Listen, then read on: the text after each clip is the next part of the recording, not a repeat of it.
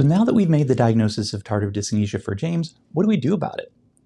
The answer to this question has really changed over time. The old gold standard used to be discontinuation of the antipsychotic, or at least lowering the dose or switching to a lower potency agent. However, we now know that that is not really the best approach for probably most patients with TD. We have data and also clinical experience that confirms that TD is generally persistent for almost all patients. What stopping the antipsychotic does do, however, is to increase the risk that they're going to relapse and have a worsening of their psychiatric symptoms. For James specifically, we know that in the past, when his medication did try to have a dose reduction, he had a very rapid return of more severe symptoms, so we don't want to do that to him again. What we do have today that we didn't used to have many years ago was the presence of 2 FDA-approved VMAT2 inhibitors that can be used in adults with tardive dyskinesia. VMAT2 stands for vesicular monoamine transporter type 2. This enables us to be able to modulate certain neurotransmitters, including dopamine, which is the key neurotransmitter implicated in the pathophysiology of TD. And these are able to reduce the symptom severity of tardive dyskinesia. The 2 medications have the names deutetrabenazine and valbenazine. Both have been found to be well tolerated and efficacious in managing the symptoms of TD, and they can do so without changing the patient's primary antipsychotic regimen. With valbenazine, we generally look at the CONNECT-3 phase 3 study that was a 6-week trial in adult patients with TD. They were required to remain on their current antipsychotic medication with no alterations. The investigators randomized patients to either placebo, valbenazine 40 milligrams daily, or valbenazine 80 milligrams daily. The primary outcome measure was the change from baseline to week 6 in the Ames dyskinesia score.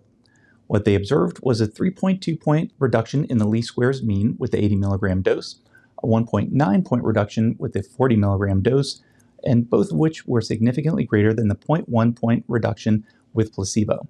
Discontinuation due to adverse reactions was 5.3% on the placebo group, 5.6% on valbenazine 40 milligrams, and 6.3% on valbenazine 80 milligrams. Now, turning to take a look at deutetrabenazine, there was a similar trial called the AIM-TD study that was also done in adults with tardive dyskinesia over a 12-week period. Once again, we see that their primary psychiatric regimen was continued unchanged.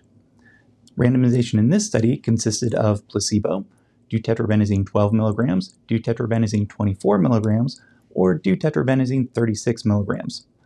However, it is important to note that these dosages of deutetrabenazine that are mentioned were divided into 2 daily dosages. For example, the 36 milligram group, those patients took the 18 milligram dosage twice daily.